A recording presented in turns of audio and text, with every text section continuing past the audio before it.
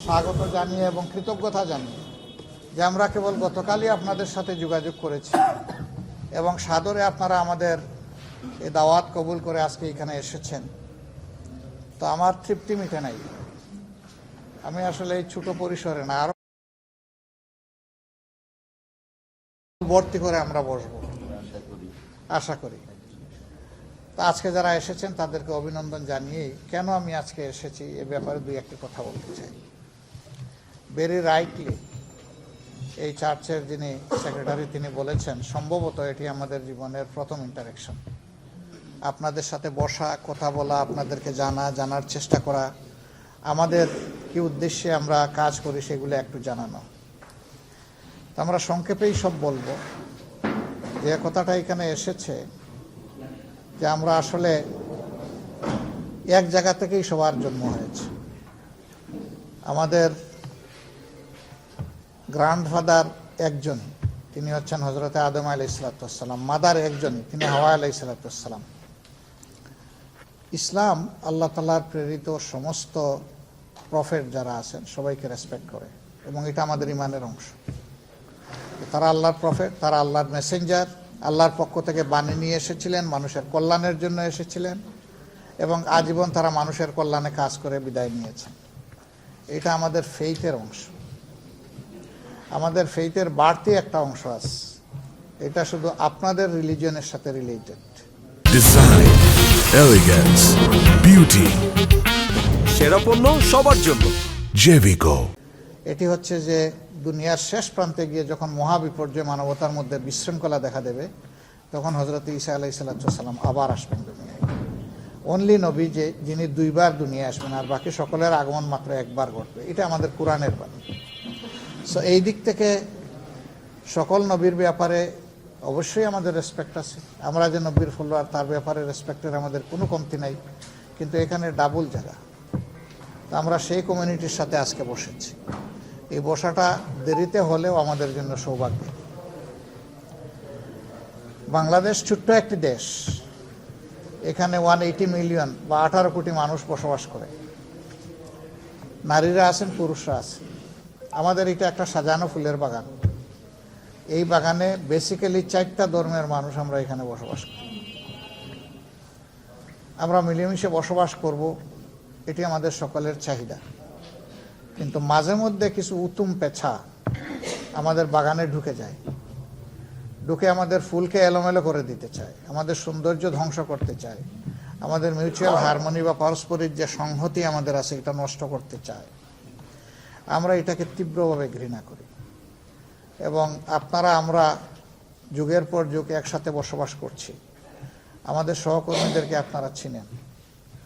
আশা করি এ ব্যাপারে আপনারা একমত হবেন আমার সাথে যে আমাদের সহকর্মীরা মানুষের সামনে দৃশ্যমান যে সমস্ত সামাজিক অপকর্ম আছে এগুলোর সাথে আমাদের সহকর্মীদের কোনো সম্পর্ক নেই। আমাদের লোকেরা চাঁদাবাজি করে না, অন্যায়ভাবে কারো সম্পত্তি দখল করে না, কারো ইজ্জতের উপরে হাত দেয় না, চুরি ডাকাতি করে না। আমাদের লোকেরা মানুষকে ধোঁকা দেয় না এবং কোনোভাবেই মানুষের উপর জুলুম করাকে নিজের জন্য হারাম মনে করে। তারপরে এই কথা আমি বলবো যে আমরা ফেরেশতা নই, আমাদেরও ভুলভ্রান্তি আছে। ভুলভ্রান্তি হলে কেউ আমাদেরকে ধরে দিলে আমরা তার কাছে কৃতজ্ঞ থাকি এবং সংশোধন করার চেষ্টা করি, কিন্তু এই ধরনের সামাজিক কোনো অপকর্মকে আমরা কখনো প্রশ্রয় দিই না। এটি আমাদের নীতি বিরুদ্ধ। 2 নম্বর হচ্ছে খ্রিস্টান ধর্মের লোকদেরকে পয়দা করেছেন সেই একই আল্লাহ হিন্দু ধর্মের লোকদেরকে পয়দা করেছেন, সেই একই আল্লাহ বৌদ্ধ ধর্মের অনুসারী যারা তাদেরকে পয়দা করেছেন, সেই একই আল্লাহ মুসলমানদেরকে পয়দা করেছেন। আল্লাহর সূর্য থেকে সকলেই সমান ভাগ পায়, আসমান থেকে বৃষ্টি হলে সমান বেনিফিট পায়, আবার জমিনে কোনো বিপর্যয় সৃষ্টি হলে সবাই সমানভাবে ক্ষতিগ্রস্ত হয়। কাজেই ভালো মন্দের আমরা কিন্তু অংশীদার। একটা সমাজে যখন আমাদের মধ্যে পারস্পরিক সংহতি, সৌহার্দ্য, ভালোবাসা, মানবতার সম্পর্ক থাকবে, তখন সমাজটা অনেক ভালো হয়ে চলে। মাঝে মধ্যে আমাদের দেশে এবং প্রায় সকল দেশে ধর্মীয় দিক থেকে যাদের সংখ্যাটা কম, তারা বিভিন্নভাবে সংখ্যাগুরু যারা তাদের হাতে নির্যাতিত হন। আমরা নাগরিকদেরকে এই দুই ভাগে ভাগ করতে চাই না, আমরা এটার বিরোধী। আমাদের ফিলোসফি হচ্ছে যে প্রিয় দেশে যারাই এখানকার নাগরিক, এটা জন্মসূত্রে হোক অথবা ডোমিসাইল্ড হোক, তাদের সকলের অধিকার সমান। এখানে ধর্মের ভিত্তিতে অধিকার ভাগাভাগি হবে না। মানুষের যে 4টি মৌলিক অধিকার রাষ্ট্রের কাছে আছে, এই 4 অধিকার সকলে সমানভাবে ভোগ করবে। একটা সন্তান জন্ম নেওয়ার পর সচ্ছল পরিবারের লোকেরা তাদের আর্থিক যোগান দিয়ে সন্তানকে মানুষ করবে, লেখাপড়া করাবে। কিন্তু যার আর্থিক যোগান দেওয়ার সঙ্গতি নাই, তার দায়িত্ব সরকারকে, রাষ্ট্রকে নিতে হবে। যদি রাষ্ট্র নেয়, রাষ্ট্রেরই কল্যাণ হবে, যদি না নেয়, রাষ্ট্রের অকল্যাণ হবে। কারণ এই মানব সন্তান যখন সুশিক্ষা থেকে বঞ্চিত হবে, তখন একদিন বড় বড় হাইরেজ বিল্ডিংয়ের দিকে তাকাবে আর বলবে, তুমিও মানুষ, আমিও মানুষ, তো আমার অবস্থা যেমন কেন? তখন তার মধ্যে কিন্তু বিদ্রোহের আগুন জ্বলে উঠবে, যে আমাকে ডেপ্রাইভ করে এই 20 তলা 34 তলা হয়েছে। সে কিন্তু আমাকে রেসপেক্ট করবে না, আমি যে 20 তলায় থাকি। সে আমাকে ঘৃণা করবে। তাকে ঘৃণা করতে আমি শিখিয়েছি। তার অধিকার আমি রাষ্ট্র দেইনি, সমাজ দেইনি বলে সে আমাকে আজকে ঘৃণা করছে। তাকে যদি মানুষ হিসাবে গণ্য করে আমরা তার মানবিক বিকাশে সহায়তা করতাম, তাহলে আজকে সে এই পর্যায়ে পৌঁছত না। আমি একবার আমাদের বস্তিগুলোতে একটা জরিপ চালিয়েছিলাম। 134টা বস্তিতে জরিপ চালায় কিছু ফাইন্ডিংস আমার সামনে আসলো। আমি দেখলাম যে সমাজের যত সন্ত্রাস, যত অপকর্ম 2 জায়গার মানুষ করে। এক হইল সবচেয়ে উচ্চশিক্ষিত যারা, তারা সন্ত্রাস করে কলম দিয়ে, ব্রেইন দিয়ে। আর যাদের কলমের জোর নাই, ব্রেইনের জোর নাই, তারা করে হাত দিয়ে। এবং এই অংশটা ম্যাক্সিমাম বের হয়ে আসে বস্তি থেকে। আসবে না কেন? সেও মানুষ। একটা বস্তির মধ্যে হয়তো 50টা খুপি আছে, সেখানে শত শত মানুষ বসবাস করে। মানুষ হয়ে ইতর জীবনযাপন করে, যেটাকে আমরা বলি মানবেতর জীবন। সেখানে সভ্যভাবে বাস করার কোনো উপায় নেই। এই ছেলেটা শিক্ষার আলো থেকে বঞ্চিত, তার স্বাস্থ্যসেবা থেকে বঞ্চিত, তার মানবিক বিকাশ থেকে বঞ্চিত। ওই যে আগে বললাম, তখন সে ফেরোসাস হয়। আর সমাজের যে সমস্ত দুষ্ট লোক তাদেরকে ব্যবহার করে, ওদের দিয়ে প্রথমে মাদক, অস্ত্র এগুলার সংরক্ষণের ব্যবস্থা করে ওদের এখানে নিরাপদ জায়গা। এরপরে এদেরকে দিয়ে এক জায়গা থেকে আরেক জায়গায় চালান দেয়।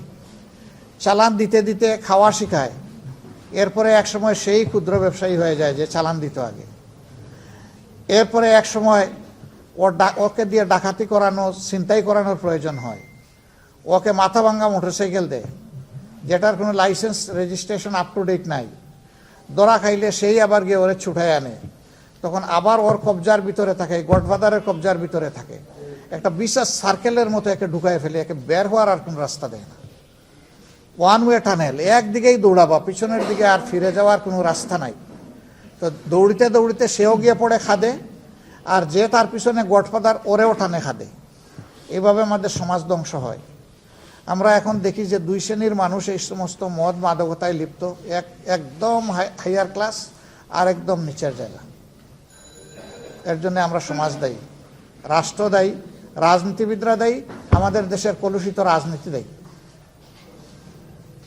রাজনীতি যারা করবে তাদের রাজকীয় মন থাকবে, তাদের মনে সমস্ত মানুষকে ধারণ করতে হবে, তাদের মধ্যে হিংসা, প্রতিহিংসা এবং লোভ থাকবে না। কিন্তু আমরা তো এর ঊর্ধ্বে উঠতে পারলাম না। আমাদের আগের 23 বছর, পরের 53 বছর একই তো অবস্থা। আমাদের 66 বছর তো আমরা একভাবেই কাটাই দিয়েছি। 76 বছর, এই 76 বছর আমরা একইভাবে আমরা কাটাই দিয়েছি। এর জন্য আমরা দায়ী। তো বলবেন যে আপনার মতো তো অনেক সুন্দর সুন্দর কথা আগেও অনেকে বলেছে, তো সমাজকে দেওয়া কথা তো রাখে না। এখন মিডিয়ার যুগ, প্রত্যেকটি মিডিয়া আমাদেরকে ধারণ করে এবং তাদের আর্কাইভে আমাদের কথাগুলো রেখে দেয়। যখনই আমাদের কোনো বিচ্যুতি ঘটবে, মিডিয়া তখন আস্তে করে ছেড়ে দিয়ে বলে, আপনি না বলেছিলেন। তখন একটা চাবুক মারে আমাদের উপর।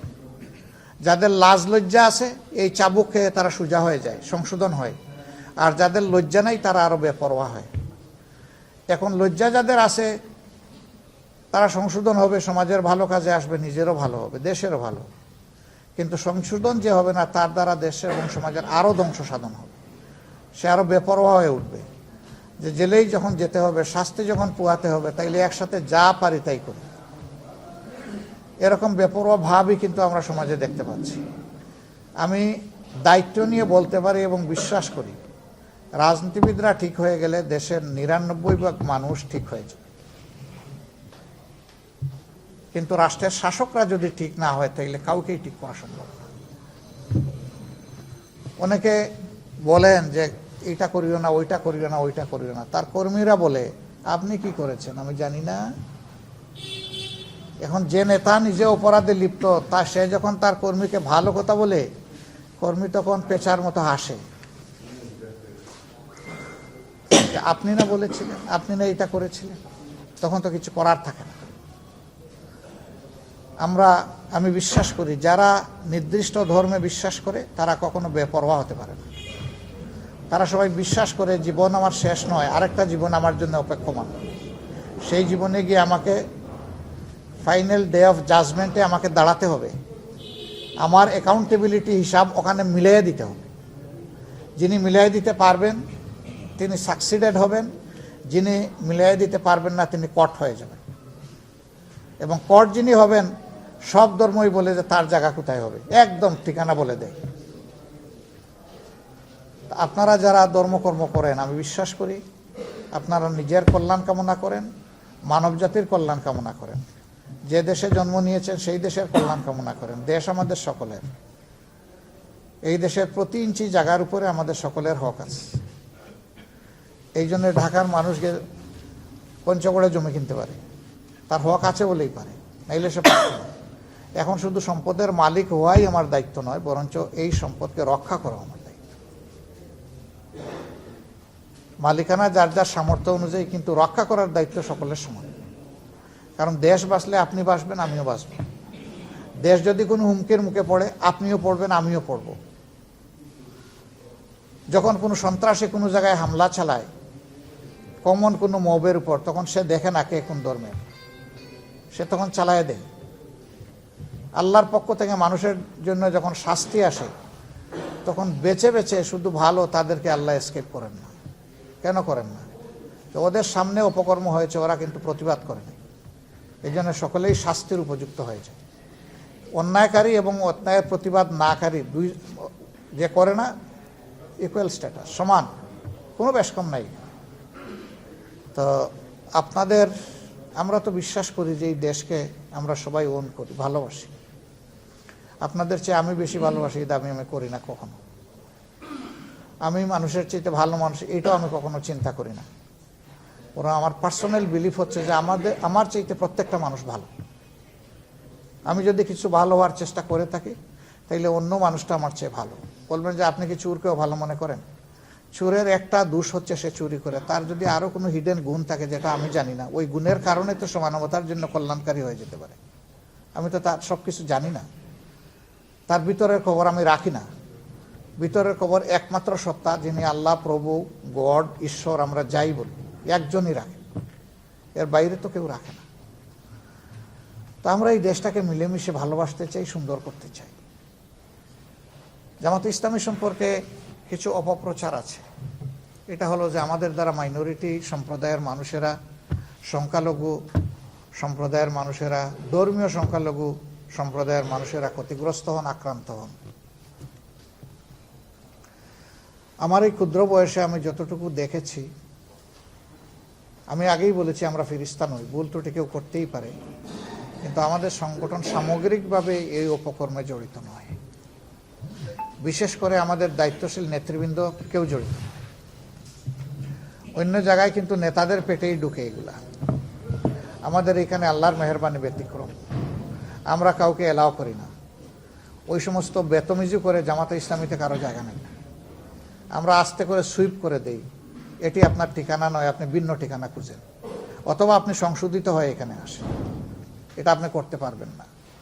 এই জন্য 14 সালে আমি ওপেন স্টেটমেন্ট দিয়েছিলাম এবং জাতিসংঘ মানবাধিকার কমিশনের কাছে চিঠি লিখেছিলাম যে এই দেশে 46 সালের পর থেকে বাদ দিলাম, 72 সাল থেকে শুরু করে 14 সাল পর্যন্ত যতগুলা ভায়োলেন্স হয়েছে আইদার রিলিজিয়াস অর কমিউনাল, জাতিসংঘ তার উদ্যোগে একটা ইনকোয়ারি করুক, ইনভেস্টিগেশন করুক। আমরা বলেছিলাম যে আমরা সর্বাত্মক সহযোগিতা দেব। এখানে যদি এই ইনকোয়ারিতে উঠে আসে যে আমাদের কোনো লোক জড়িত অথবা দোষী, আমরা বিচারের হাতে আমরা তাকে তুলে দেব। জাতিসংঘ এটা করে নাই, কেন করে নাই? হয়তো আমাদের ছোট চিঠি তাদের পছন্দ হয় না, এই জন্য করে নাই। আমরা এই দেশের সরকারকেও বলেছিলাম আপনারা করেন, তবে আপনাদের একার করা আমরা মানব না। আপনারা মাল্টিনেশনাল অথরিটিকে এখানে এঙ্গেজ করতে হবে। দুনিয়ার কিছু মানবাধিকার সংস্থার হাতে এই দায়িত্ব দিয়ে দেন, তারা করুক। এমনেস্টি আছে, হিউম্যান রাইটস ওয়াচ আছে, human right commission of Asia আছে, তারা করুক। তারা করে দেখুক কোন দল কোন সংস্থা কতটুকু বাড়াবাড়ি করেছে। আমি সবসময় আমার বিভিন্ন ধর্মের ভাইদের সাথে যখনই দেখা হয় আমি বলি যে আপনারা সাহস একটু করেন, একটু করতে হবে। সাহস করে সাদাকে সাদা বলেন, কালোকে কালো বলেন। আমি কালো হলে আমাকেও ছাড়বেন না, আমারও ধরেন। আমার কোনো সহকর্মী কালো হলে ওরেও ছাড়বেন না, ওরেও ধরেন। কিন্তু কালোকে চাপিয়ে রাখবেন না। কালোকে চাপিয়ে রাখলে তো ও আলো কুচকুচো কালো হবে, আরও বেশি দুষ্টামি করবে। সে বুঝবে যে এই সমস্ত করার পরেও তার কিছু হয় না। আর যখন ব্লেম গেম খেলা হয়, আমাদের উপরে যখন ফেলে দেওয়া হয়, তখন ওরা হাসে দূর থেকে, যারা এগুলা করেছে, পারপিটেটর যারা। যে কাজ আমরা করলাম, যাচ্ছে ওদের দিকে, চালাও, অসুবিধা নেই। এই জন্যে শুধু এই ব্যাপার না, সমাজে এই ধরনের যত অপকর্ম হয় সবগুলার ক্ষেত্রে কোমর সোজা করে, বুক শক্ত করে আমাদেরকে কালোকে কালো বলতে হবে, সাদাকে সাদা বলতে হবে। যদি আমরা তা বলতে পারি তাহলে এই সমাজের দুষ্টারা গুহায় আশ্রয় নিতে বাধ্য হবে। এরা সমাজের উপরে কোনো তাণ্ডব চালানোর সাহস করবে না। এবং তখন আমরা সকলে মিলে ওদেরকে প্রতিরোধ করব।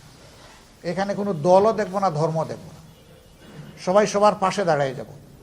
একজনের উপরে আঘাত হলে সবাই বলবো যে আছি, তুমি এখানেও, তোমার সাথে আমরা আছি। যে আঘাতপ্রাপ্ত হবে আমরা তাকে আশ্বস্ত করব, শক্তি যোগাব। যদি এরকম একটা সমাজ আমরা বিল্ড আপ করতে পারি, এই সমাজ দুনিয়ার জন্য একটা উদাহরণ হতে পারে। আমরা এইরকম একটা সমাজ নির্মাণের স্বপ্ন দেখি। আমার এই কথাগুলো আপনারা রেকর্ড করে রাখেন, আমার কোনো আপত্তি নাই। এর কোনো বিচ্যুতি দেখলে আমাকে, আমার সংগঠনকে ধরবেন, ধরে বলবেন যে আপনি না এত মজার মজার কথা বলেছিলেন, তা এটা কি করলেন, এটা আপনার সংগঠন কি করলো, আপনিই বা কি করলেন। আমরা আপনাদের কাছে কৃতজ্ঞ হব আমাদেরকে শক্ত করে ধরার জন্য।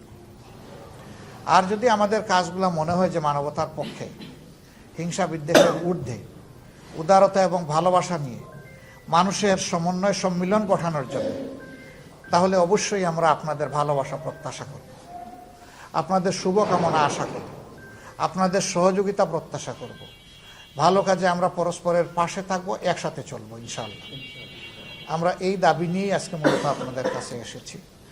এখন আপনারা মন খুলে আমাদেরকে পরামর্শ দিন, প্রিয় দেশকে আরও সুন্দর, এই সমাজকে আরও বেশি বিকশিত করার জন্য, আমাদের প্রত্যেকটা শিশুকে আমরা যাতে এই দেশের যোগ্য নাগরিক হিসেবে গড়ে তুলতে পারি, এই সব বিষয় সামনে রেখে ন্যায় বিচার যাতে প্রতিষ্ঠিত হয়, ডিসপ্যারিটি বা বৈষম্য যাতে না থাকে, এর জন্যে একটা সংগঠন হিসাবে আমরা কি করতে পারি, আমাদেরকে আপনারা একটু পরামর্শ দিয়ে সাহায্য করুন। আমরা আপনাদের কাছে কৃতজ্ঞ থাকব এবং আমরা আশা করব যে আজকের এই পরামর্শ দেওয়া শুরু হলো, এটা যেন শেষ না হয়। আমাদের চলার পথ এখন থেকে হাতে হাত ধরে হবে ইনশাআল্লাহ, এবং আপনাদের অব্যাহত পরামর্শ সহযোগিতা আমরা চাইতেই থাকি।